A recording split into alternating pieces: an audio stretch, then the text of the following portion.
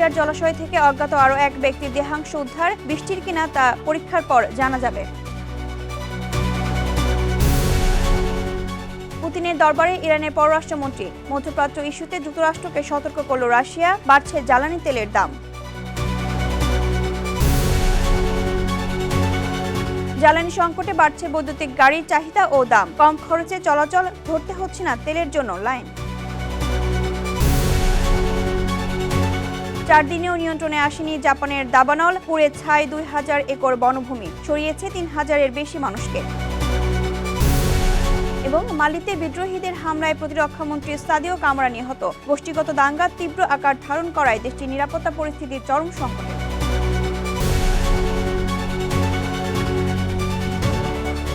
বিশ্বজুড়ে ঘটে যাওয়া দিনের গুরুত্বপূর্ণ ঘটনাবলী নিয়ে আরটিভির নিয়মিত আয়োজন সারাদিনের বিশ্বে আপনাদের সঙ্গে আছি আমি আমরিন নিভা।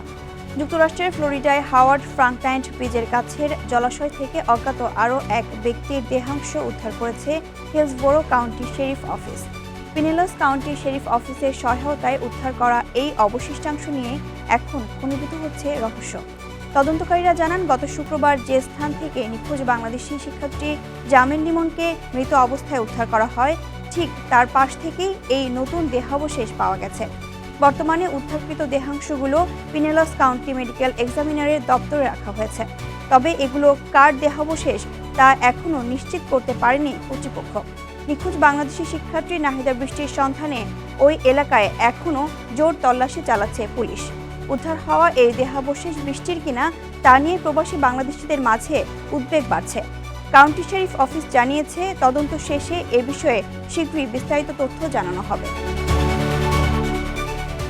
ইরান ও যুক্তরাষ্ট্রের মধ্যে চলমান উত্তেজনার মধ্যেই নতুন করে জোরালো হয়েছে কূটনৈতিক তৎপরতা। যুদ্ধবন্ধে ওমান ও পাকিস্তান সফরের পর এবার রাশিয়া পৌঁছেছেন ইরানের পররাষ্ট্রমন্ত্রী আব্বাস আরাকচি। লক্ষ্য, প্রেসিডেন্ট ভ্লাদিমির পুতিনের সঙ্গে বৈঠকের মাধ্যমে আঞ্চলিক ঐক্য গড়ে তোলা। আলোচনার কৌশল নিয়ে যুক্তরাষ্ট্রকে সতর্ক বার্তা দিয়েছে মস্কো। মার্কিন প্রেসিডেন্ট বলছেন, ইরান চাইলে আলোচনার দুয়ার খোলা রাখবে। এদিকে যুদ্ধবিরতি লঙ্ঘন করে লেবাননে অব্যাহত রয়েছে ইসরায়েলি হামলা। চলমান অস্থিরতায় বিশ্ববাজারে তেলের দাম বেড়ে দাঁড়িয়েছে $107। রিপোর্ট করছেন ইমতিয়াজ আহমেদ। আলোচনার কেন্দ্রবিন্দুতে যুদ্ধবন্ধের প্রচেষ্টায় গত 48 ঘণ্টায় তেহরানের কূটনৈতিক তৎপরতা। পাকিস্তান ও ওমান সফর শেষে এবার মস্কো সফরে আছেন ইরানের পররাষ্ট্রমন্ত্রী আব্বাস আরাকচি। যুক্তরাষ্ট্রের সঙ্গে যুদ্ধবন্ধে আঞ্চলিক মিত্রদের সাথে নিয়ে একটি শক্তিশালী অবস্থান তৈরি করাই যার মূল লক্ষ্য। আরাকচির মস্কো সফরকে অত্যন্ত তাৎপর্যপূর্ণ মনে করছেন বিশ্লেষকরা। ভিয়েনায় নিযুক্ত রুশ প্রতিনিধি মিখাইল উলিয়ানভ জানান, ইরানকে ব্ল্যাকমেইল বা হুমকি দিয়ে কোনো আলোচনা সম্ভব নয়। যুক্তরাষ্ট্র আলটিমেটাম দেওয়ার মানসিকতা ত্যাগ করলেই কেবল আলোচনার পথ প্রশস্ত হতে পারে। যুক্তরাষ্ট্রকে বুঝতে হবে, ইরান হুমকির কাছে নতি স্বীকার করার দেশ নয়। সামরিক শক্তি বা নিষেধাজ্ঞার ভয় দেখিয়ে তেহরানকে আলোচনা টেবিলে আনা যাবে না। পাকিস্তানের নির্ধারিত বৈঠক বাতিলের একদিন পর মার্কিন প্রেসিডেন্ট ডোনাল্ড ট্রাম্প বলছেন, ইরান চাইলে আলোচনার জন্য ওয়াশিংটনের সঙ্গে সরাসরি যোগাযোগ করতে পারে। শান্তি আলোচনার তৎপরতার মধ্যেও পারস্য উপসাগর ও হরমুজ প্রণালীতে অস্থিরতা চলছে। ইউএস সেন্ট্রাল কমান্ড সেন্টকম জানায়, ইরানের বন্দরগুলোতে কঠোর অবরোধ জারি রেখেছে তারা। এ পর্যন্ত 38টি মালবাহী জাহাজকে ইরানের জলসীমায় ঢুকতে বাধা দেওয়ার কথা জানায় মার্কিন বাহিনী। জবাবে ইরান জানিয়েছে, যুদ্ধপূর্ব স্থিতাবস্থায় ফিরে যাওয়ার কোনো সুযোগ নেই। এদিকে মার্কিন মধ্যস্থতায় হওয়া যুদ্ধবিরতি এখন কেবলই কাগজে কলমে। দক্ষিণ লেবাননে ইসরায়েলি বিমান হামলায় রোববার শিশুসহ নিহত হয়েছে অন্তত 14 জন। একে যুদ্ধবিরতির চরম লঙ্ঘন উল্লেখ করে ইসরায়েলি সেনাদের উপর পাল্টা হামলার দাবি করে লেবাননের সশস্ত্র গোষ্ঠী হিজবুল্লাহ। কূটনৈতিক অচলাবস্থা আর যুদ্ধের শঙ্কায় উত্তপ্ত তেলের বাজার। রোববার ব্রেন্ট ক্রুড তেলের দাম 2% বেড়ে ব্যারেল প্রতি দাঁড়িয়েছে $107। ওয়াশিংটন ও তেহরানের মধ্যে দ্বিতীয় দফার আলোচনা ভেস্তে যাওয়ার শঙ্কাই জ্বালানি বাজারের এই অস্থিরতার মূল কারণ বলছেন বিশ্লেষকরা। ইমতিয়াজ আহমেদ, আরটিভি। বিশ্ব অর্থনীতিতে নতুন করে চাপ তৈরি করছে মধ্যপ্রাচ্যের কূটনৈতিক অচলাবস্থা। প্রভাব পড়ছে জ্বালানি বাজারেও। ইরান যুক্তরাষ্ট্রের যুদ্ধবিরতি আলোচনা অনিশ্চিত হয়ে পড়ায় আন্তর্জাতিক তেলের বাজারে দাম আরও বেড়েছে। ব্রেন্ট ক্রুডের দাম 2% বেশি বৃদ্ধি পেয়ে ব্যারেল প্রতি 107.35 পৌঁছেছে, যা যুদ্ধ শুরুর আগের তুলনায় প্রায় 47% বেশি। এদিকে কূটনৈতিক অচল অবস্থা সত্ত্বেও এশিয়ার শেয়ার বাজারগুলোতে ঊর্ধ্বগতি দেখা গেছে, যেখানে জাপানের নিক্কেই ও দক্ষিণ কোরিয়ার কস্পি সূচক উভয়ই বেড়েছে। মধ্যপ্রাচ্যে যুদ্ধের কারণে বিশ্বজুড়ে জ্বালানি তেলের দাম আকাশছোঁয়া। এই তীব্র সংকটের মুখে গাড়ি চালকদের প্রধান ভরসা হয়ে উঠেছে বৈদ্যুতিক গাড়ি। অস্ট্রেলিয়া থেকে শুরু করে ভিয়েতনাম সহ সব জায়গায় বৈদ্যুতিক গাড়ি বিক্রির বেড়েছে বহুগুণে। আজহার স্বপ্নেলের রিপোর্টে দেখুন বিস্তারিত। যুক্তরাষ্ট্র ও ইসরায়েলের সঙ্গে ইরানের সংঘাত শুরুর পর আন্তর্জাতিক বাজারে তেলের দাম বেড়েছে প্রায় 50%। প্রতি ব্যারেল অপরিশোধিত তেল বিক্রি হচ্ছে $100 বেশি দামে। এশিয়া মহাদেশের দেশগুলো এই জ্বালানি সংকটে সবচেয়ে বেশি ক্ষতির মুখে পড়েছে। তেলের এই বাড়তি খরচের হাত থেকে বাঁচতে সাধারণ মানুষ ঝুঁকছেন বৈদ্যুতিক গাড়ির দিকে। অস্ট্রেলিয়ার ব্যবহৃত পরিবেশ বান্ধব চার্জিং এই গাড়িগুলোর দাম 10 থেকে 20% পর্যন্ত বেড়ে গেছে। সিডনি ও মেলবোর্নের শোরুমগুলোতে তীব্র চাহিদার কারণে নতুন বা পুরানো যে কোনো গাড়ি পাওয়া কঠিন হয়ে পড়েছে।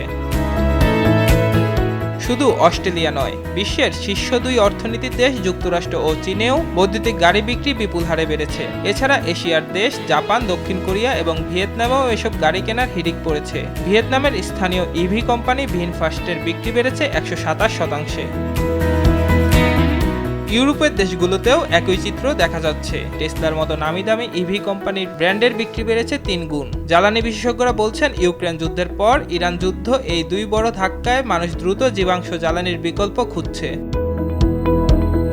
ভোক্তারাও বৈদ্যুতিক গাড়ির দিকে ঝুঁকে বেশ খুশি। সাধারণ গাড়ির তুলনায় এই গাড়িতে চলাচলে খরচ অনেক কম। বাড়িতে একবার ফুল চার্জ করলে খরচ হচ্ছে সামান্য। এছাড়া পাম্পে গিয়ে লাইনে দাঁড়িয়ে তেল ভরার ঝামেলাও আর পোহাতে হচ্ছে না। এই বিপুল চাহিদাকে কাজে লাগাতে বিভিন্ন দেশ নতুন করে ইভি চার্জিং স্টেশন বসানোর উদ্যোগ নিয়েছে। অস্ট্রেলিয়ার নিউ সাউথ ওয়েলস সরকার চার্জিং স্টেশন তৈরিতে $71 মিলিয়ন বিশাল প্রকল্প হাতে নিয়েছে। তবে ইভি আমদানিতে শুল্ক কমানোর চিন্তাও করছেন তারা।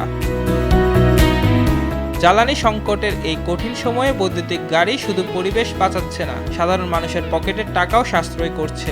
জ্বালানির দাম যদি এভাবে চড়া থাকে, তবে মানুষ আরও বেশি হারে বৈদ্যুতিক গাড়ি কেনার সিদ্ধান্ত নেবে বলে মনে করছেন বাজার বিশ্লেষকরা। বিশ্বব্যাপী জ্বালানি তেলের এই অস্থিতিশীল বাজার ইভি নির্মাতাদের জন্য এক বিশাল সুযোগ এনে দিয়েছে। তেলের দামের এমন ঊর্ধ্বগতি অব্যাহত থাকলে আগামী দিনে বিশ্বজুড়ে রাস্তায় জ্বালানি চালিত গাড়ির রাজত্ব যে শেষ হতে চলেছে তা আর বলার অপেক্ষা রাখে না। আজহার স্বপ্নীল, RTV। ইউক্রেন জুড়ে নতুন করে সহিংসতা বেড়েছে। বিভিন্ন অঞ্চলে রাতভর হামলায় আতঙ্ক ছড়িয়েছে সাধারণ মানুষের মধ্যে। রাশিয়ার ড্রোন ও গোলাবর্ষণে সুমি, দিনিপ্রোপেট্রোভস্ক ও জাপোরিঝিয়া সহ বিভিন্ন অঞ্চলে অন্তত 5 জন নিহত ও বেশ কয়েকজন আহত হয়েছেন। হেরসনেও গোলাবর্ষণে আহত হয়েছেন আরও 7 জন। ওডেসা বন্দরে হামলায় ক্ষতিগ্রস্ত হয়ে পড়েছে একটি পণ্যবাহী জাহাজ সহ অবকাঠামো। ইউক্রেনের দাবি, রাতভর 144টি ড্রোন হামলার মধ্যে 124টি প্রতিহত করা হয়েছে।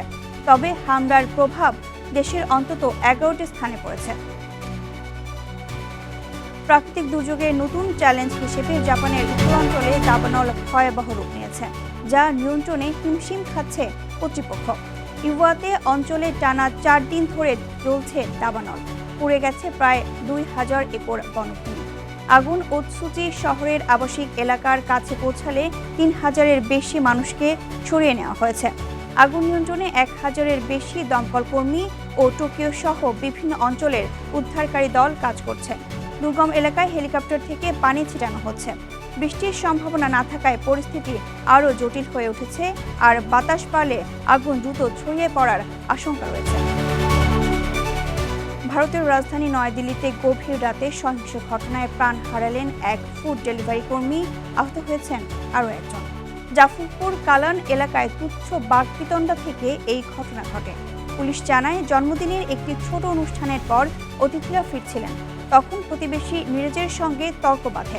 এক পর্যায়ে তিনি গুলি চালালে পাণ্ডব কুমার নিহত হন এবং কৃষ্ণ গুরুতর আহত হন। অভিযুক্ত নীরজ দিল্লি পুলিশের স্পেশাল সেলের হেড কনস্টেবল। তাকে গ্রেপ্তার করা হয়েছে এবং ঘটনার তদন্ত চলছে। পশ্চিম আফ্রিকার দেশ মালিতে সশস্ত্র বিদ্রোহীদের হামলায় নিহত হয়েছেন দেশটির প্রতিরক্ষা মন্ত্রী জেনারেল সাদিও কামারা। রবিবার এক বিবৃতিতে মুখপাত্র ইসা উসমান কুলিবালি নিহতের খবরটি নিশ্চিত করেন। সাম্প্রতিক সময়ে দেশটিতে সামরিক অভ্যুত্থান এবং গোষ্ঠীগত দাঙ্গা তীব্র আকার ধারণ করায় নিরাপত্তা পরিস্থিতি চরম সংকটে পড়েছে। মূলত ক্ষমতা দখল এবং নিয়ন্ত্রণ প্রতিষ্ঠাকে কেন্দ্র করে সশস্ত্র গোষ্ঠীগুলো পরিকল্পিতভাবে এসব হামলা চালাচ্ছে। প্রতিরক্ষা মন্ত্রীর মৃত্যু সামরিক সরকারের জন্য বড় ধাক্কা হিসেবে দেখা হচ্ছে। উদ্ভূত পরিস্থিতি নিয়ন্ত্রণে সেনাবাহিনী দেশ জুড়ে অভিযান জোরদার করলেও বিদ্রোহী দমনে এখনও বড় চ্যালেঞ্জের মুখে রয়েছে দেশটির অন্তর্বর্তীকালীন সরকার। চলন্ত বাসে হঠাৎ অসুস্থ হয়ে পড়েন চালক, আর তখনই বিপদের মুখে পড়ে একদল স্কুল শিক্ষার্থী। কিন্তু আতঙ্ক নয়, উপস্থিত বুদ্ধি বাঁচায় সবাইকে। যুক্তরাষ্ট্রের মিসিসিপিতে কয়েকজন কিশোরের সাহসিকতায় বড় দুর্ঘটনা এড়ানো গেছে। স্টিয়ারিং ধরা থেকে ব্রেক কন্ট্রোল, এমনকি জরুরি সহায়তার ডাক সবই সামলায় তারা। পরে চালককে চিকিৎসা দিয়ে সুস্থ করা হয়। এই ঘটনায় শিশুদের দায়িত্ববোধ ও দ্রুত সিদ্ধান্ত নেওয়ার ক্ষমতা প্রশংসিত হয়েছে সর্বত্র। বাসটি নিয়ন্ত্রণ হারানোর ঝুঁকিতে পড়লে শিক্ষার্থীরা দ্রুত পরিস্থিতি বুঝে এগিয়ে আসে। একজন স্টিয়ারিং ধরে, অন্যজন ব্রেক চাপার চেষ্টা করে। এদিকে কয়েকজন 911-এ ফোন করে সাহায্য চায় এবং চালককে প্রাথমিক সহায়তাও দেয়। তাদের সমন্বিত প্রচেষ্টায় বাসটি নিরাপদে থামে। পরে জরুরি সেবাকর্মীরা এসে পরিস্থিতি সামলে দেন। প্রবাসে বস্তুনিষ্ঠ ও দায়িত্বশীল সাংবাদিকতার চর্চা আরও শক্তিশালী করার আহ্বানে নিউ ইয়র্কে অনুষ্ঠিত হয়েছে বাংলাদেশ প্রেস ক্লাবের 2026-27 কার্যনির্বাহী কমিটির অভিষেক অনুষ্ঠান। বক্তারা বলেন, নানা সীমাবদ্ধতা ও চ্যালেঞ্জের মধ্যেও এথনিক সাংবাদিকতা এগিয়ে নিতে হচ্ছে পেশাজীবীদের। নিউ ইয়র্কের প্রতিনিধি মাসুদুল কবিরের পাঠানো প্রতিবেদন জানাচ্ছেন আজাহার শফিন। নিউ ইয়র্কের কুইন্সে গুলশান টেরেস পার্টি হলে আয়োজিত এই অনুষ্ঠানে প্রধান অতিথি ছিলেন মার্কিন কংগ্রেসওম্যান গ্রেস ম্যাং। বিশেষ অতিথি হিসেবে উপস্থিত ছিলেন বাংলাদেশ দূতাবাসের প্রেস মিনিস্টার গোলাম মোর্তজা এবং consul general M Mozammel Haque. অনুষ্ঠানে স্বাগত বক্তব্য দেন ক্লাবের সভাপতি মনোয়ারুল ইসলাম, যিনি দ্বিতীয়বারের মতো দায়িত্ব গ্রহণ করেন। 2026-27 মেয়াদের নতুন কার্যনির্বাহী কমিটি পরিচয় করিয়ে দেন প্রধান নির্বাচন কমিশনার মঈনুদ্দিন নাসের। বক্তারা প্রবাসে বাংলাদেশ কমিউনিটির গণমাধ্যমের দায়িত্বশীল ভূমিকার প্রশংসা করেন এবং ভবিষ্যতের এই ধারা বজায় রাখার উপর গুরুত্ব আরোপ করেন। অনুষ্ঠানের দ্বিতীয় পর্বে ক্লাবের অন্যতম প্রতিষ্ঠাতা ও ঢাকা প্রেস ক্লাবের সাবেক সভাপতি ফজলে রশিদের স্মরণে প্রবর্তিত পদক প্রদান করা হয় সিনিয়র সাংবাদিক ও উপদেষ্টা আনোয়ারুল হোসেন মঞ্জুকে। দেশের ও প্রবাসের গণমাধ্যম ব্যক্তিত্বরা তার হাতে সম্মাননার ক্রেস্ট তুলে দেন। প্রধান অতিথি গ্রেস ম্যাং ক্লাবের সভাপতি ও সাধারণ সম্পাদককে ইউএস কংগ্রেশনাল রিকগনিশন প্রদান করেন। এছাড়া প্রেস মিনিস্টার গোলাম মোর্তজাকে প্রেস ক্লাবের স্মরণিকা ভয়েস 5 উন্মোচন করেন। এ সময় উপস্থিত ছিলেন কনসাল জেনারেল সহ ক্লাবের নেতৃবৃন্দ ও সম্পাদক মণ্ডলী। অনুষ্ঠানে গণমাধ্যম সম্পাদক, আইনজীবী ও কমিউনিটি নেতারা শুভেচ্ছা বক্তব্যে পেশাগত নৈতিকতা, নিরপেক্ষতা এবং দায়িত্বশীল সাংবাদিকতার চর্চা অব্যাহত রাখার আহ্বান জানান। আজহার স্বপ্নীল, RTV। এর সাথে শেষ করছি সারাদিনের বিশ্ব। RTVর সাথে সংযুক্ত থাকুন, মতামত জানান RTVর সামাজিক যোগাযোগ মাধ্যমগুলোতে।